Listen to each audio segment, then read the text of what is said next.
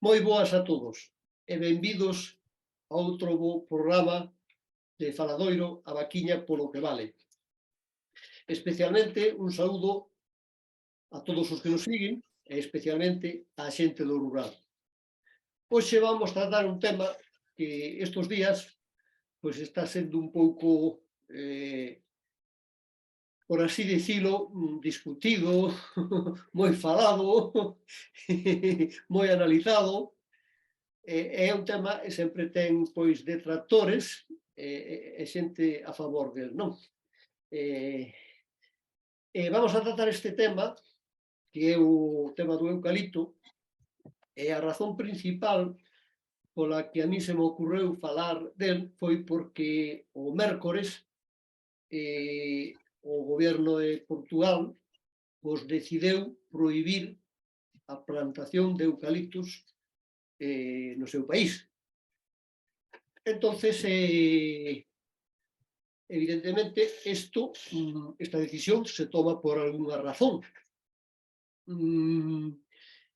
que é o que vamos a intentar analizar aquí e descubrir un pouco pois as características do eucalipto, é o que significa para Galicia e para a xente do rural que ten que ver co eucalipto, non? Contamos con Rocío Tras Pereira, que é técnica agrónoma de Fademur. Contamos tamén con Benito García Carril, que é o presidente de Galicia Ambiental, da organización, tamén é un director de comunicación do medio ambiental en todos os aspectos tamén, non? E tamén contamos con Xacobo Feijó, que é o técnico forestal de Unións Agrarias. Ben, vamos a ser caballerosos e dámoslle a palabra primeiro a Rocío, a ver que opina do tema. Por que crees que Portugal prohibeu a plantación de eucaliptos? Hola, antes de nada, boas tardes. Gracias por invitarme a este pequeno faladoiro, non?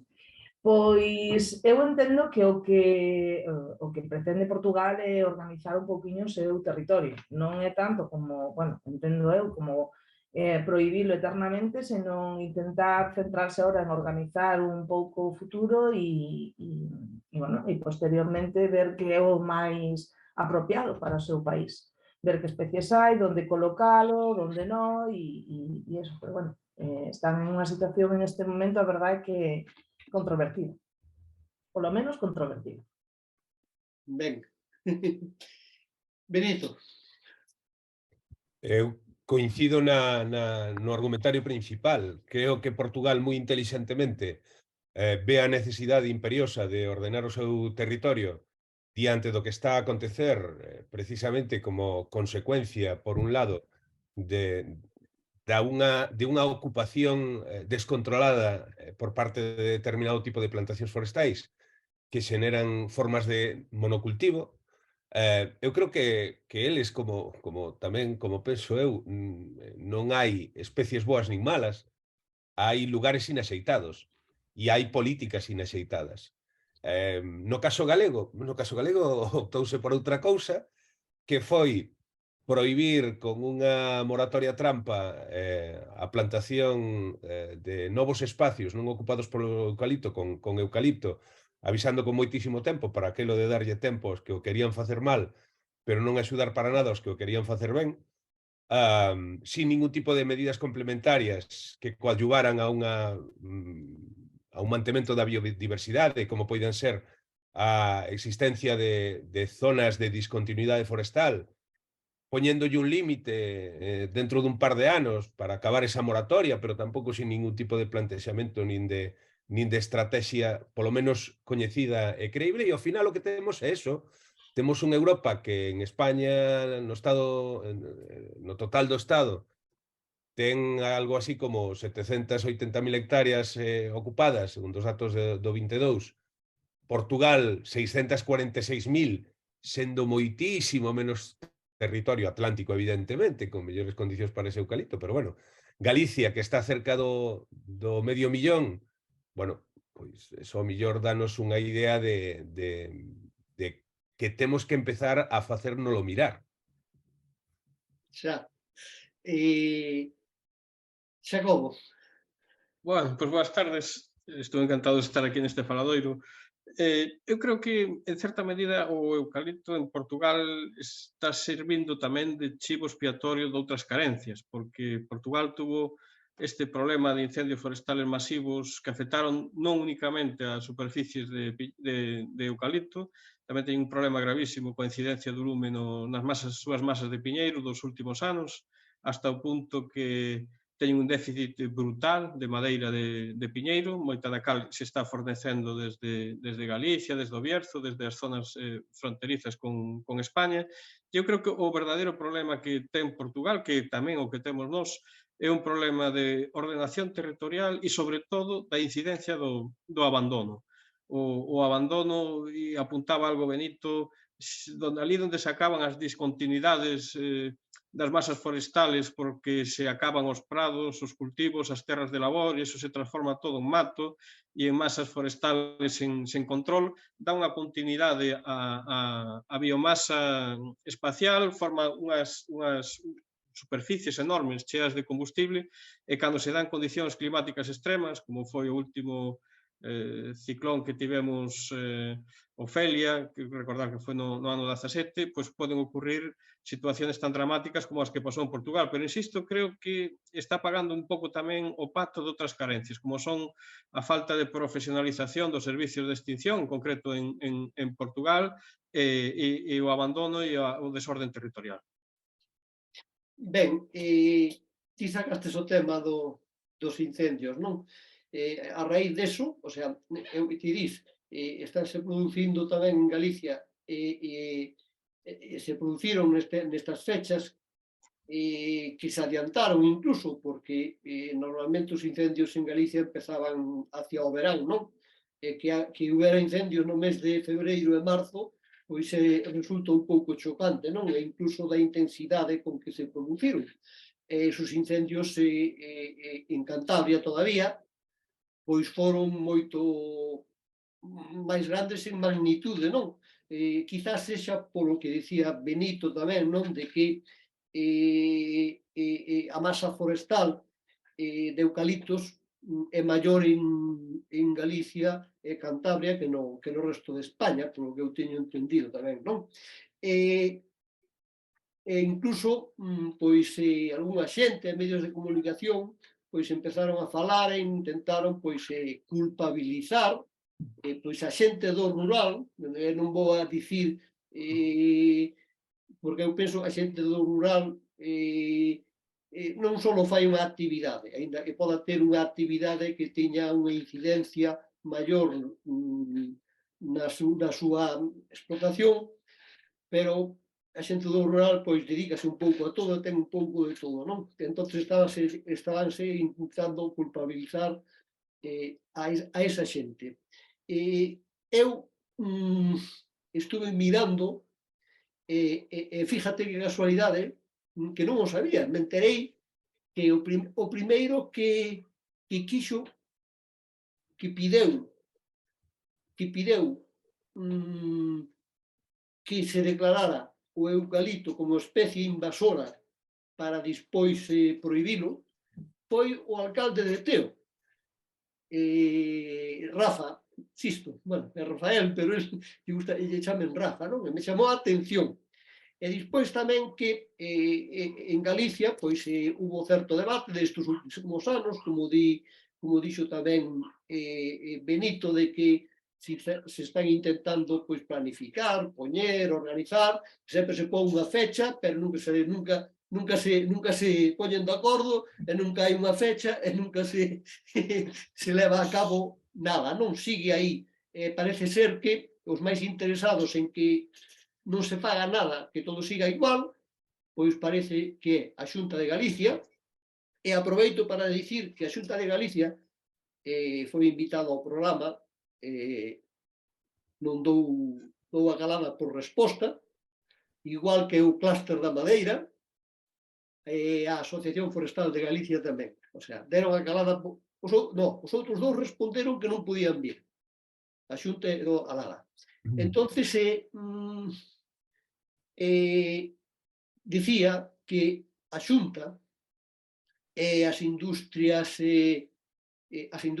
do papel, que son as principales que se benefician do eucalipto, non? Son as que están en contra do eucalipto. Sin embargo, non atopei así nada de que a xente que eu pensei que sí, que tamén estaría en contra, porque producir eucaliptos leva menos tempo que outra especie e é máis rentable, non? O que pasa é que tamén tiña entendido, pois dicindo a metáfora, non? Como por onde pasaba a tila non volvía a crecer nada, non? Que onde se poñen eucaliptos, pois que despois non queda nada, non? Entonces, bueno, perdonade a larga exposición que fixe, pero, bueno, era por poñer un pouco e centrar a cousa. Que opinades? Empezamos, vamos a dar a palabra agora a Benito. Eu creo que o moderador, en lugar de deixarnos unha pelota botando, deixanos como 20 ou 30, e iso é difícil nun partido de baloncesto. Pero, bueno, por recoller algunha delas, sobre todo as que teña máis cerca o aro, sobre a cuestión dos incendios, eu creo que ocurre como coa búsqueda de responsabilidades. O chivo expiatorio é o mellor amigo dos políticos, non me cabe ningunha dúda. É a mellor solución. Oye, mira, incendiarios, pois toca falar de incendiarios como monotema, monoargumento e monocuestión. A temporada, bueno, en Cantabria leva vendo incendios e en Asturias leva vendo incendios, e non nos estou justificando, nesta temporada precisamente porque é a tempada na que predominan ventos sur, quizá un poquinho máis adiante, un poquinho máis atrás, donde nos tocou a Galicia dunha forma contundente e con forza. Precisamente nas zonas da Mariña, donde precisamente esos ventos sur teñen o mesmo efecto que nas zonas de Cantabria, e nunha parte da provincia de Ourense a máis exposta precisamente a esos mesmos ventos do sur. Non vamos a recordar ahora a historia do Triángulo do Lume, do 30-30-30 e todas estas cousas, pero díronse esas circunstancias. O problema é que nin o monte, non plantación, sollo, nin o monte está preparado para cando sobreveñen este tipo de circunstancias, pero non podemos olvidar que este tipo de circunstancias van a acontecer. No ano 2017, nos incendios de 2017, mes de octubre, xa estábamos fora da temporada de máis risco, etcétera, etcétera, e tivemos o que tivemos. Portugal acababa de ter o que tuvo precisamente o que invocaba Feijóo, algo que se ven arrastrando desde fai moito tempo das consecuencias desos incendios. Non hai un cambio de cultura, non hai un cambio de cultura hacia a prevención, co cual eu a cuestión dos incendios me nego sistemáticamente a que seña utilizada polos políticos coa cuestión dos incendiarios ou dos pirómonos como única razón ou justificación de por que existen. Respecto á variedade, á especie do eucalipto, que insisto no que dicía ao principio, eu creo que non hai variedades boas nin variedades malas. Hai malas formas de xestión, lugares inaxeitados e a veces tamén persoas inaxeitadas para tomar determinadas decisións sobre precisamente esos cultivos. E, desde logo, creo sinceramente que en Galicia non podemos presumir nin de ter os bons xestores, nin de ter os bons planificadores ejercendo mando. Desde logo, profesionalmente, temos xente alucinante, excelente, con unhas cualidades e unhas capacidades espectaculares, pero que probablemente tampouco se lles deixa traballar moito. E unha última cuestión, collendo o terceiro balón, quedanme todavía uns cuantos, ou quedanlle os contertulios uns cuantos todavía para xugar. A min sí me preocupa que se ocupen ou haya unha perspectiva de ocupación de territorio de Galicia espectacular a partir do ano de dentro de 2 anos, do ano 2025, cando acaba a nosa moratoria. Primeiro porque as primeiras sensacións son, complicadas. A industria pasteira portuguesa ten en Galicia unha das súas fornecedoras de eucalipto máis importantes. En só 3 anos esa superficie aumentou un 170% e a tendencia parece que vai a seguir subindo e vai a estar nas súas mans. Ao mesmo tempo, todo apunta a que o eucalipto vai a ser a especie predilecta para moitos, incluído para algunha gran industria de mobiliario que hasta ahora só apostaba polo pino e que agora xa ten claro cal vai a ser o seu camiño dentro de 4 ou 5 anos e, ademais, sobre todo, ao fío dese proxecto da provincia de Lugo que tamén vai apostar non só por madeira para ser triturada, sino para obter outros usos, co cual, bueno, a situación é a que é. Temos dentro de 2 anos o fin dunha moratoria. A min o que me entristece e diría incluso que me pon de mal humor é que esta moratoria non este sendo utilizada para absolutamente nada relacionado con unha planificación axeitada. E eu creo que aí está o problema. Ben, Xacobo. Vale, pois efectivamente colocaches moitos balóns para rematar. Vamos a ver, empezando polo tema dos lumes, se vamos un análisis desapasionado e nos atendemos simplemente os datos, nos atopamos que nos últimos 25, 30 anos, que é un pouco a serie histórica que fixen seguimento, de cada 100 hectáreas que arden en Galicia, apenas 12, 15 teñen eucalipto. O sea que de cada 100 hectáreas que arden, 85 non teñen eucalipto.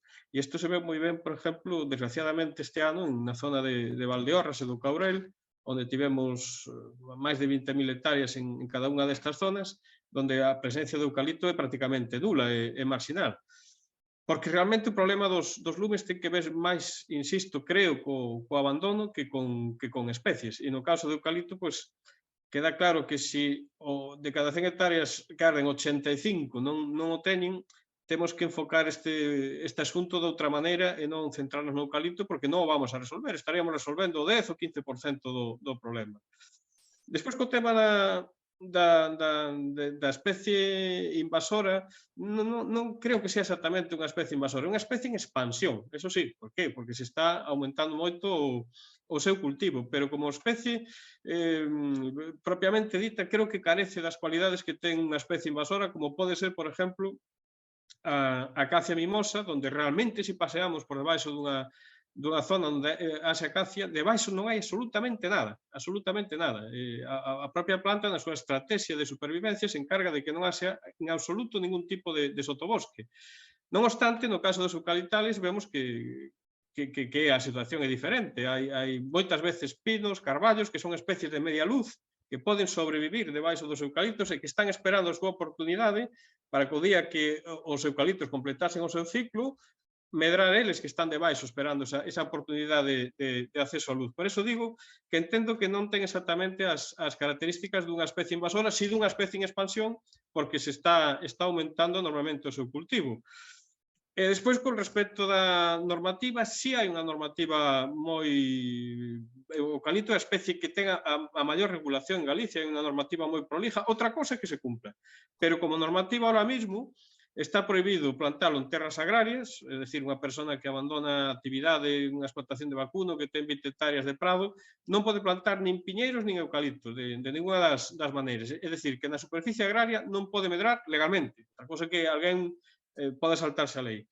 Nas masas de frondosas autóctonas, como as carballeiras, como as zonas de bidueiro, etc., pois tampouco se poden cortar, se poden aproveitar, indudablemente, pero non se poden sustituir ni por piñeiros ni por eucaliptos. Entonces, ese 29% de superficie arbolada, que son as frondosas autóctonas caducifolias, tamén están protegidas ahora legalmente do que sería un cambio de especie. Na rede natura, tampouco se pode facer novas plantacións de eucalipto. Se pode aproveitar o que hai e volvelo a regenerar, pero non se pode añadir ni unha sola hectárea máis. Despois está todo o tema das distancias de plantación, que o eucalipto que ten a máxima de 50 metros, o caso das viviendas, dos núcleos de población, eses 10 metros as vías de comunicación. É dicir, que realmente o eucalipto é unha especie que ten unha norma e unha relación moi detallada. E máis, a día de hoxe non lle recomendaría a ninguén que se saltara a lei, porque hoxe en día nos van a pillar fijo. Hai tal control de sistemas de fotografía aérea, teledetección, etc., e algoritmos que permiten perfectamente conocer se hubo un cambio de uso de suelo a nivel de referencia catastral e incluso coas últimas tecnoloxías que se están aplicando ao inventario forestal galego se pode determinar incluso a especie. Eu non lle recomendaría a ninguén que se saltara a lei porque o van a pillar, vai ter unha sanción e vai ter que levantar a plantación. Entonces, eu matizaría esas tres cosas, tanto o tema de relacionar eucalipto con lumes, o tema de consideralo especie invasora, creo que máis ben unha especie en expansión, e o tema da normativa que si se respeta, si deixa unhas regras de xogo, creo que bastante aceitadas para que quepa todo no noso rural. Ben, Rocío. Bueno, pois eu, no que estamos falando, eu creo que tamén no tema dos incendios hai que tamén darse conta dunha cousa. Moitas veces temos monte, como ben decía Benito, e despois temos plantacións. Entón, o que temos tamén claro desde o rural é que a xente do rural que explota o monte ou que explota o terreno forestal vai facer dunha maneira, evidentemente, para ganar cartos, non? Se o temos en desuso, é onde dá igual que sean incendiarios ou provocados polas condicións climáticas, vai haber moito máis incendio. Se nós intentamos ganar carto co monte, tanto xa sea con piñeiro, con eucalipto ou incluso con árbores froiteiras, como pode ser un castaño, vale? Pois vamos a ter cuidado. E daquelos incendios vai a ser máis factible de que sean fáciles de apagar ou de que non sean tan fáciles de propagar. Entón, eu creo que dos incendios sí que é verdad que hai que buscar culpables, como ben decía Benito, pero tamén hai que ter en conta de que existen. Pero si está cuidado o monte, si as explotacións para o rural sacar un extra nos seus ingresos da súa explotación, pois eu creo que tampouco podemos demonizar, non? Esas plantacións ou ese monte. Despois, no tema eu quero tamén poñer en punto esta parte do rural. O monte ou o rural, como queiramos ver, ten que ser diverso. Vamos ter as explotacións agrarias, vamos a ter as explotacións hortícolas, pero é que tamén forma parte do rural a zona forestal. É unha parte máis de ganancia desta xente. Moitas veces as familias teñen a súa explotación gandeira, onde está o matrimonio, ou moitas veces incluso só a muller, non? Pero a parte forestal tamén é unha parte importante de ganancia ou de economía para esa familia. Entón, eu creo que non debemos demonizar, o que sí que debemos é perfectamente saber onde se deben colocar as cousas. O terreno agrario hai que respetalo, porque é unha forma de vida, sobre todo no rural, e Galicia é unha zona rural, e a zona forestal, pois, ben delimitada ou ben ordenada, que eu sí que creo que se debería traballar máis na búsqueda, ou, por exemplo, que falamos, pois se hai esta moratoria, buscarlle uns objetivos finales ben claros e para mellorar, non que queden stand-by hasta xusto ese momento. Pero creo que sí que é importante todo. Non é unha especie tampouco demonizada, se está ben tratada ou se está ben localizada, por decirlo de alguna maneira. Despois, con respecto ao que falaba desde que se pasta, que se madeira, é que isto ao final vai cambiando. Sí que é certo de que as árbores que teñen moitos máis anos levan moito tempo sacarlle unha rentabilidade. Sí que é verdad que son pagadas tamén da outra maneira, pero hoxe en día tamén a sociedade non demanda muebles de castaño, por exemplo, ou só unha determinada parte. Entón, tamén a sociedade demanda, a sociedade concede, non? Nesta economía que temos a día de hoxe. Eu gustaríame facer un comentario ao fío tamén desta cuestión, aproveito que como deixaxe tantos balos votando. Fai xa uns cuantos anos, eso faime recoñecer que me vou facendo maior. Na miña época de o agro, e recorrendo Galicia todos os días, eu escoitei centos, miles de veces unha frase que é aquela según a cual os eucaliptos ou o eucaliptal, normalmente pequeno, nunhas parcelas ailladas, etcétera, pagoume a carreira do rapaz. Esa é unha realidade social que temos que ter en conta e que temos que valorar. Pero probablemente tamén, e agora estou falando dunha horquilla de fai 30, 35 anos, que son xa moitos anos, pensar que esa poida seguir sendo a mentalidade que impere en moitos territorios do rural do país, me parece un pouco demostración de que ao final esa xestión, esa planificación, esa ordenación non existe. Polo tanto, a miña conclusión, desafortunadamente, é que seguimos casi igual, en algunhas cousas avanzouse, evidentemente, pero no esencial, no mollar da cuestión, seguimos casi igual que nesa época, porque hai moita xente que sigue tendo ese anaco de monte no que xa non ten unha rentabilidade, como ben decía Rocío, por culpa do abandono de actividades, por culpa de bueno, de perda de prestixio, vou a utilizar esta palabra por non utilizar outra, de actividade da vida no medio rural. E iso é o que hai que vencer dunha vez por todas e é o que hai que atacar, a calidade de vida rural, non vamos a conseguir que nadie viva no rural si ir ao cine lle costa 2 horas de coche ou salir un sábado pola noite lle costa deixar abandonados os seus animais. Esta é a cuestión mollar de toda esta historia, como ben decía Rocío. A dignificación do rural non ven por ter ou non máis ou menos eucaliptos, aínda que eu creo que neste sentido, evidentemente, si temos que empezar a facer algunha cousa, pero respecto a unha cuestión de planificación e ordenación, máis que nada. Perdón pola... Nada, para nada. Eu collo o guante de Benito e digo exactamente o mismo, vale? No rural sí que nos encontramos, sobre todo no tema de familias, mulleres, que o acceso a moitas cousas é complicado. O rural é moi bonito, sei que non deberíamos falar de pandemia no sentido de que parece que cambiou o noso mundo, pero todos ao rural, pero se non tes medios. Eu teño moitos amigos meus que cambiaron cidades grandes, como Madrid, para aquí, pero que despois se teñen que conectar online e moitas veces dicen, as reunións son complicadísimas moitas veces, non? Entón, tamén sí que é moi importante dotar o rural dos medios precisos e que non te teñas que desplazar á cidade por ter que ir a un médico, un pediatra, que o wifi chegue ou que as redes cheguen, eso sí, respetando sempre, pero eu creo que o rural tense que dignificar máis, que xa se está facendo, gracias a Dios. Eu creo que é importante darlle ese valor.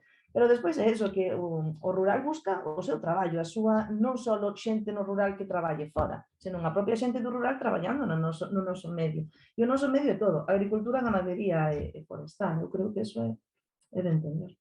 Está claro que o rural é necesario, o rural hai que dotalo de medios para que non se abandone o rural. Deso non hai dúbida, eu digo o mundo. Antes Benito decíame que botara demasiados balóns, non? Eu agora vou a coller o guante a Benito en canto ao tema dos lumes, non? Que eu tampouco quero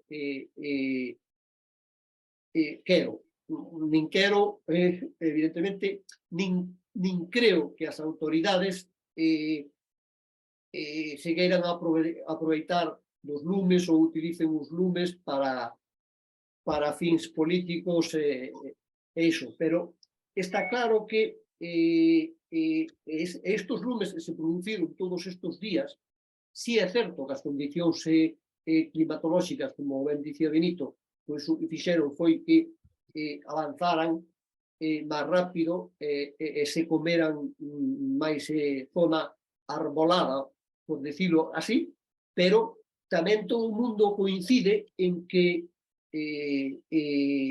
por lo menos en Cantabria, en Galicia, que os incendios son provocados. Entonces, evidentemente, hai interés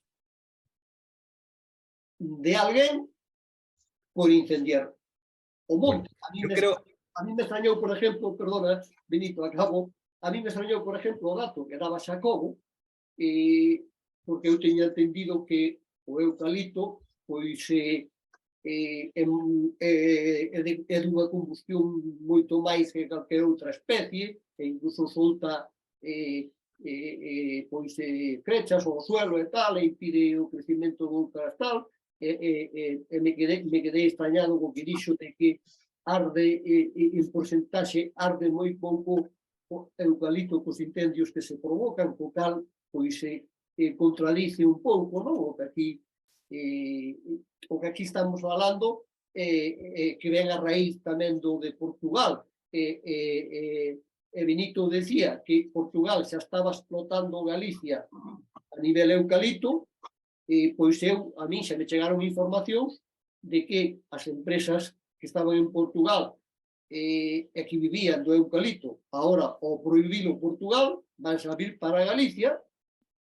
Esperemos que as autoridades, como ben decía Benito e Xacobo, pois que fagan cumplir a lei, que se ordene o territorio, porque eu creo, polo que se decides, creo que é unha ordenación do territorio e non de especies. Que eu recordo tamén, como di Benito, eu recordo tamén, porque eu sempre digo que todos vimos do rural, eu acordo sendo un chavaliño de 5 anos pequeno, eu sei que pois meu abuelo pois dicía, bueno, hai que cortar os eucaliptos de tal monte e así con eso pois compramos unha vaca ou nos vale para isto, o que ti dicíades, non? Entonces, eu creo que é un problema de, como di Benito, de que quizás non teñan a xente adecuada para regular todo isto e para que se resolva, porque senón non lle encontro outra explicación, non? Outra vez nos volve a deixar tres pelotas botando ao mesmo tempo. Primeira cuestión, eu creo que convén non confundir intencionalidade con provocar un incendio. Un incendio pode non provocar, e de feito moitos dos grandes incendios que estamos registrando últimamente polo traballo de maquinaria forestal en época inaxeitada ou con formas e equipos inaxeitados. Eso é provocar un incendio. Provocar un incendio é que un este queimando uns rastroxos de unha forma inadecuada, de acordo, ou facendo unha churrascada e que se lle vaya a man. Eso é provocar un incendio. Agora, teríamos que diferenciar moi moito a intencionalidade nos incendios de un incendio provocado, causado por un factor humano. Evidentemente, eso está demostrado, o factor humano na maior parte dos incendios forestais, co cual eso non é discutible. Pero daí a intencionalidade, ao mellor habería que analizar algún matiz. Segundo, a existencia de tramas ou de intereses determinados, organizados e coordinados, eu creo que a xusticia foi clara xa sobre isto, non existe, non hai unha demostración, nin siquiera en exemplos aislados, de que isto sexa así, polo tanto é un debate no que nin siquiera creo que paga a pena entrar. Eso respecto á cuestión dos incendios, ou da intencionalidade, que non se utiliza esa palabra e se fala sempre de incendios provocados. Insisto, eu creo que convén aclararlo, sí, perfecto. Sí, en eso a mí me gustaría apuntar que vimos ao principio da década do ano 2000 as estadísticas nos reflejaban do orden de 10.000 incendios ao ano en Galicia, que se descontamos os días de chuvia que non pode haber lumes e dividimos, nos daban unha auténtica barbaridade dun escenario que era imposible de xestionar, porque podes atender con un servicio de extinción 20 lumes a vez, 30, pero canto empezas a sumar, hasta 100 e pico, como chegou a pasar no ano 2006, ou como pasou estes días en Asturias Cantabria, que había máis de 100 lumes en activo, eso é imposible de atacar. Pero vimos dese escenario de 10.000 lumes ao ano que caemos prácticamente nos últimos anos por debaixo de 1.000, e creo recordar que algún año incluso por debaixo de 500. Hai menos lumes, pero cada vez son máis grandes e máis catastróficos os que se van de man. No Courel este ano vimos como estuvo prácticamente unha semana ardendo. No ano 2017, cando foi o ciclón Klaus, Ofelia, se apagaron porque choveu, senón aquelo seguía. Entonces, si hai unha tendencia positiva, que hai no que decir, que é esa do número dos lumes que está caendo de forma clarísima, pero temos ese outro factor preocupante, que a superficie queimada sigue estabilizada en torno aos 20.000 hectáreas ano de media, con puntas de hasta 100.000 hectáreas nos anos en que hai condicións climáticas, se abre esa ventana de oportunidade para os lumes durante 10-15 días, como pasou no 2006, ou como pasou nun único día co ciclón Ofelia, e aí cando temos as catástrofes, porque non temos o territorio preparado, compartimentalizado, como decíamos antes, con unha ordenación axeitada, esa combinación sabia entre usos agrícolas e gandeiros e monte, que nos compartimentaliza o territorio, eso carecemos, carece Portugal, carecía deso tamén, é un pouco a explicación de moitas das cosas que pasaron, e iso é no que temos que ir traballando. E respecto do tema de Portugal, é certo que están vindo a Galicia por eucalipto, pero hai que entendelo na forma correcta, que creo que nadie pense que están vindo aquí a saltarse a lei, ou a saltarse a moratoria, ou a plantar onde non se debe. Están vindo a buscar acordos con propietarios que xa teñen eucaliptos para gestionarlles ese patrimonio forestal, leválo, transformarlo ali e generar a riqueza ali. Pero que ninguén pense que hai algún tipo de que se está intentando saltar a lei ou algún tipo dese tipo de dinámicas que non é o caso. Eso é evidente.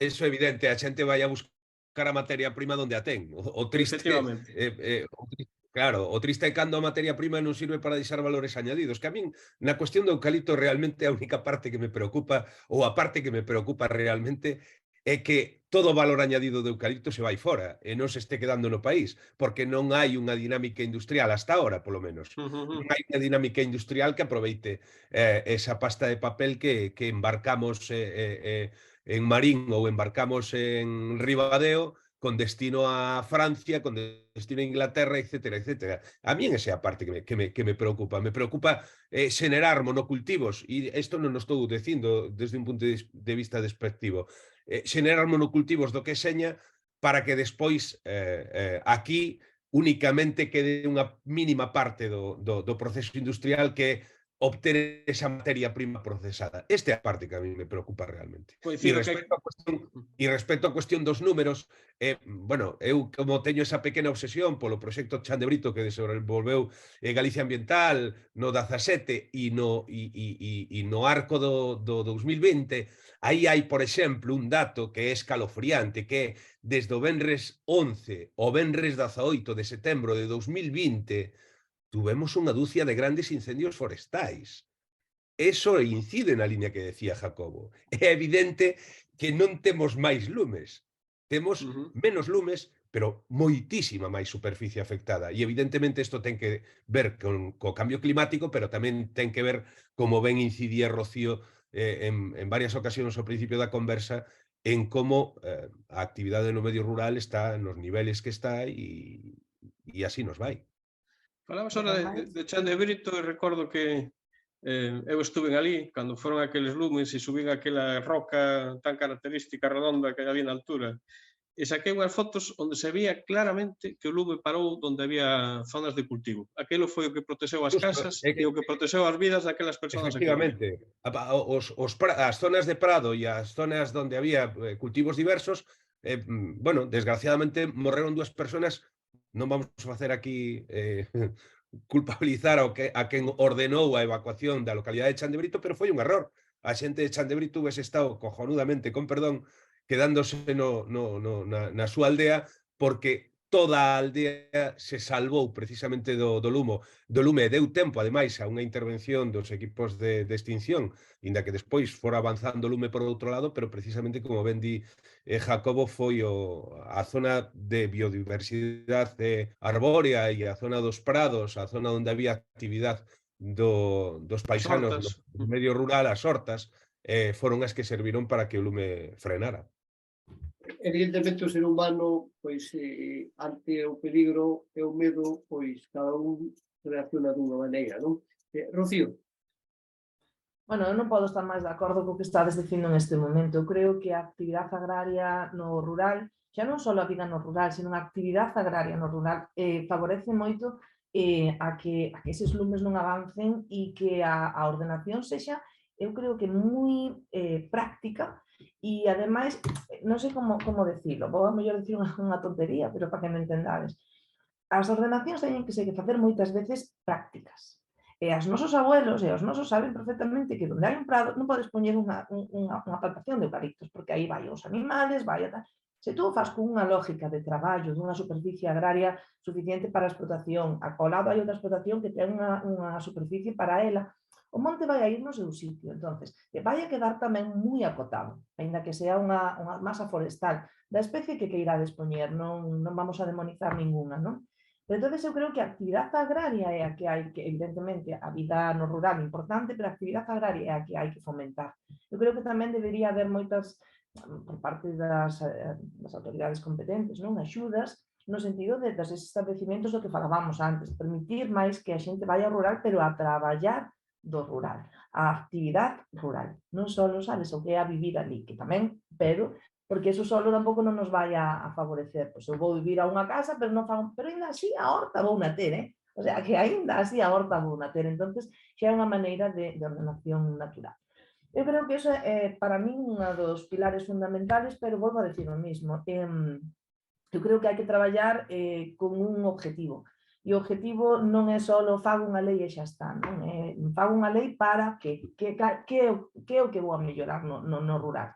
Que me vai a a dar a min o rural con esta lei para mellorar o que tiñamos antes. Eu creo que ten que ser así. En Portugal, se quere aprender, eu creo que debería mirar tamén. Ora, teño isto para qué? Cal é o objetivo a conseguir? É traballar durante os anos que poñan esa prohibición. A mí me preocupa, con permiso do moderador, me preocupa moito que, e por volver un pouco ao tema que nos reunía aquí, de centrar un pouco certos mensaxes en torno ao eucalipto, a mí me preocupa moito bueno, que o eucalipto vai a estar en mans de 2 empresas e media. Eso me preocupa moito máis que outras cuestións. Digo media porque unha todavía non se sabe se está ou non está. O proxecto de Altri en Palas de Rei, de si vai a ter as subvencións que espera e se non as ten, a ver que vai facer, etcétera, etcétera. Polo demais, a xugada a 3 bandas nos leva a Ence, que coa prórroga da concesión da planta de Pontevedra multiplica os seus esforzos en zonas de máis de 400, 500, 600 metros de altura, onde vai a ter novas plantacións pasado a época da moratoria, Navigator, que evidentemente está xugando un papel importante en Galicia, como xa estamos a falar. Necesita eucalipto e se está suministrando grandes cantidades de eucalipto galego, pero porque evidentemente o necesita. Pero detrás veñen os proxectos que tamén se basan en eucalipto, como que van a chegar a As Pontes, como os que van a chegar a outros lugares da provincia de Lugo. Bueno, probablemente teríamos que estar pensando en que vai a ocurrir con este mercado de este tipo de madeira, que van a ocurrir con outras madeiras que ahora mismo son necesarias como o pino. Eu teño a sensación de que, bueno, moitos das plantacións de pino van a desaparecer e ademais van a empezar a facelo nada máis terminar a moratoria.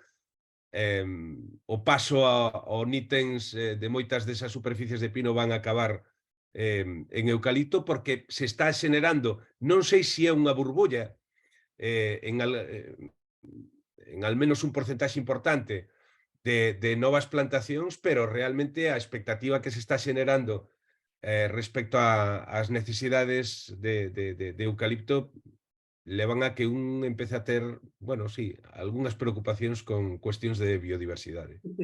Me parece ben, Benito, que poñas os puntos sobre as is, porque eso tamén está ben. Eu estou de acordo con Rocío que o que apuntaba, non? Que hai que regular o rural, quizás non se trata só de facer leis, non, senón que as leis, como decía Xacobo, hai que cumplilas, pero tamén hai que facer leis que sexan válidas, o sea, que as faga xente que realmente coñece o rural. Eu creo que ese é un tema moi importante, non? Que aquí se están facendo moitas cousas e se están cometendo erros porque, ao mellor, os que están regulando e organizando esas cousas, pois non teño o conocimento suficiente, entonces se debería recurrir a profesionales para facelo. Eso por un lado, non? Por poñer un exemplo. E se por encima se fan as leis e non se cumplen, como decía Xacobo, entonces é mellor apague, vámonos, non? E outra cousa que me gustou, Benito, foi o tema da diferenciación que dixeches dos incendios, non? Que son provocados todos, evidentemente, pero a intencionalidade, non? Que falabas, non? Non é o mismo, claro, se producen incendios que unha persona está facendo queimando os ratroxos ou alguén que está facendo unha barbacoa ou tal, non?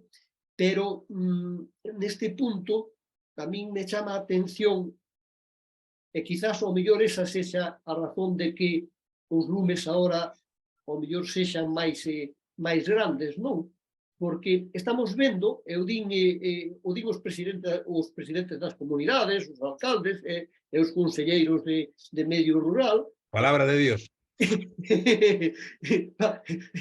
Palabra de políticos, diría eu. deixémolo aí, que a maioría dos lumes se están producindo en 7 ou 8 puntos diferentes.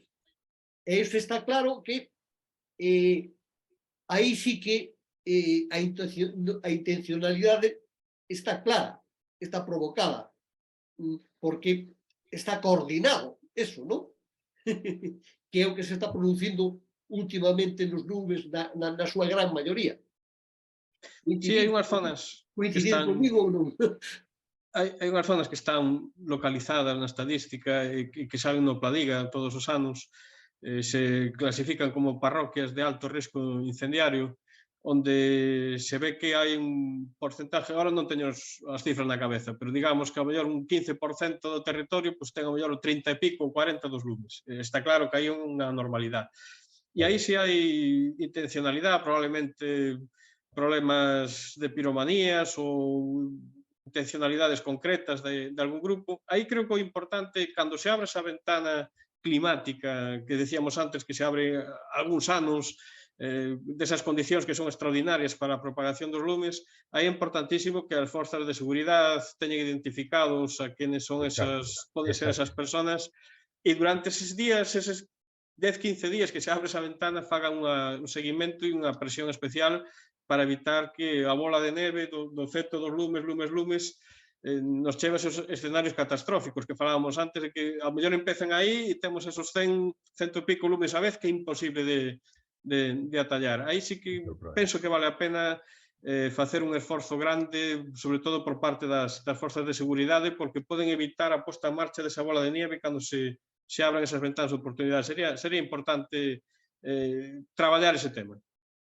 Eu coñecín, abundando nese caso, coñecín de cerca este mesmo verán dous dos distritos forestais da provincia de Ourense onde máis incendios dese tipo se producen, é dicir, as zonas onde os incendios son reiterados e ademais nos que xurden en moitos focos á vez, que é aos que se refería o modelador. Eso é evidente, aí nadie discute. Cando eu critico ese comportamento extrapunitivo dos políticos, me refiero a cando generalizan ese tipo de razonamento a todos os incendios forestais, porque simple e llanamente non é verdade, é unha forma de ocultar que ten habido unha deixación de funcións durante 32 anos, polo menos, desde José Manuel Roma e Becaría ata hoxe, en materia de prevención real. E prevención real non é manter os aljibes en bo estado, eso forma parte da extinción, forma parte da estructura de extinción, iso non é prevención.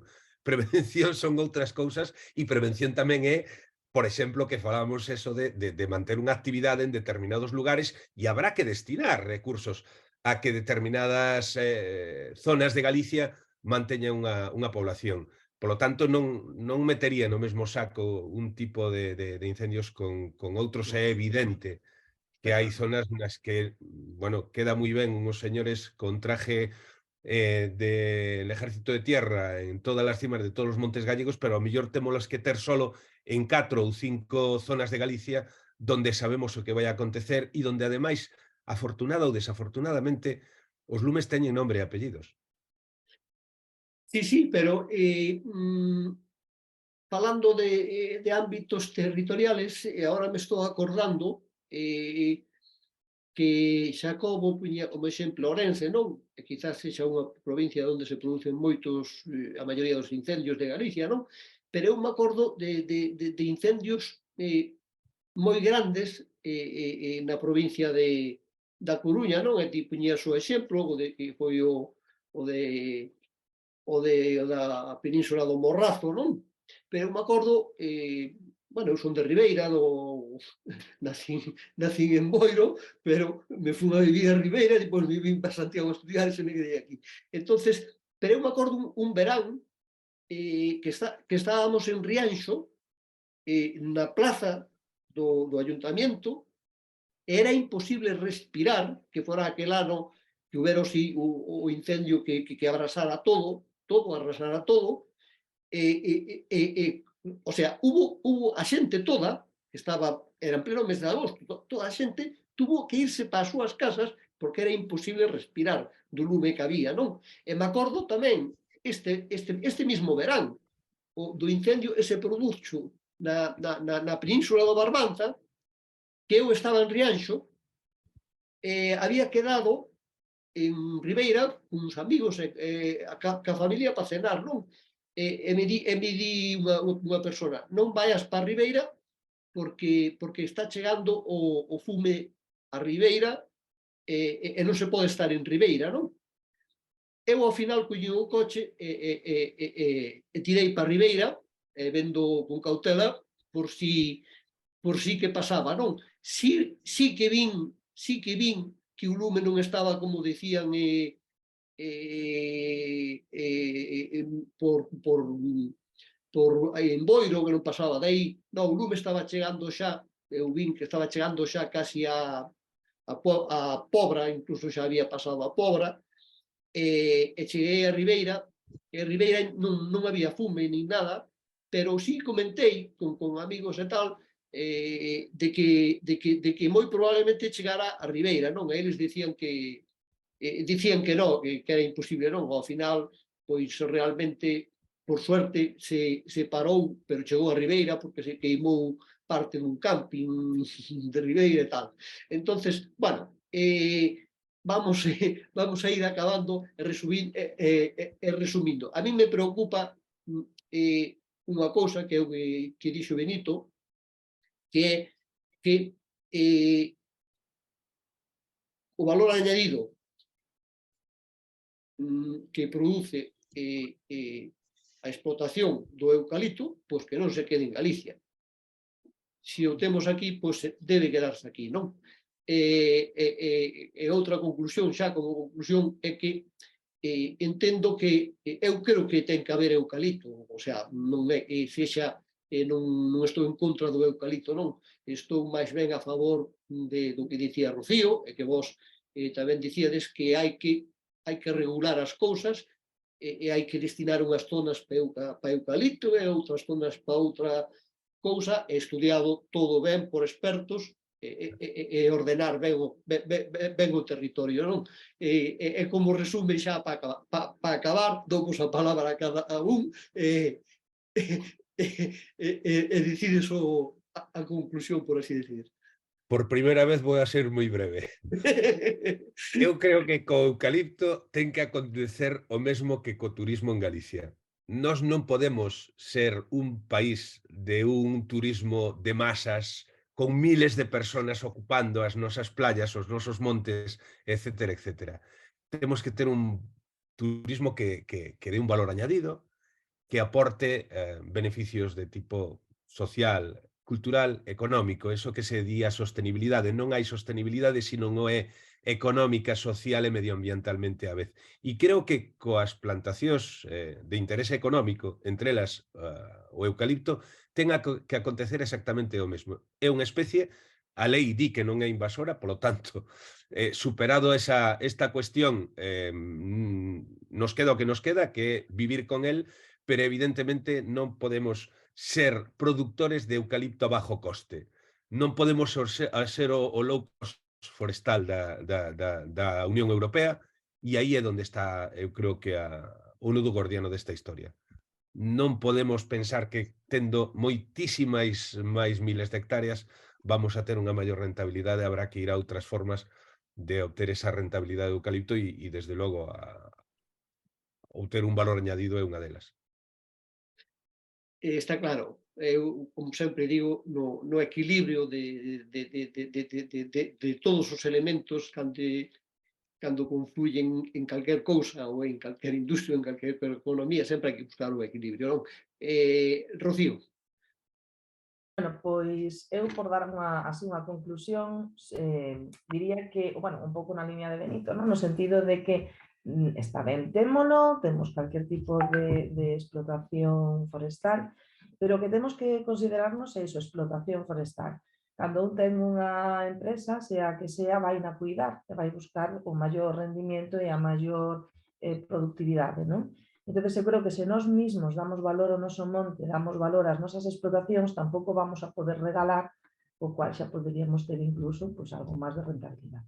Despois, se ademais temos as industrias que nos faciliten eso, nas nosas comunidades, no noso país, pois ainda sería con doble valor. Ganaría o que é o rural, coas súas plantacións, e as industrias e os traballadores, pois, na parte final do proceso. Eu creo que non hai que demonizar, pero desde logo sí que regular con sentido e mirar un pouco por todos os beneficios. Xacobo. Pois o eucalipto é unha especie moi importante en Galicia, na nosa realidade forestal, incluso no conxunto de España.